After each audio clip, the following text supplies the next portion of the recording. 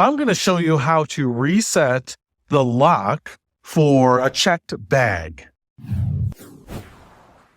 What's happening, Panda Nation? Peter Von Panda here. Want to show you how to reset the lock combination here. So you can see we have a 3-digit combination.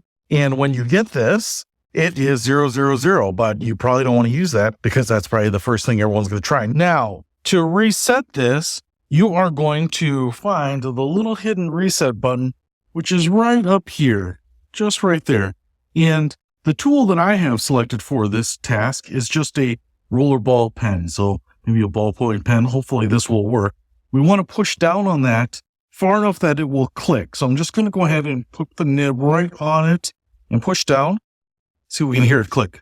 All right. In fact, it is kind of staying down in that position. Now what I think I can do here is go ahead and set the combination to whatever I want. So let's say 999, set as 000.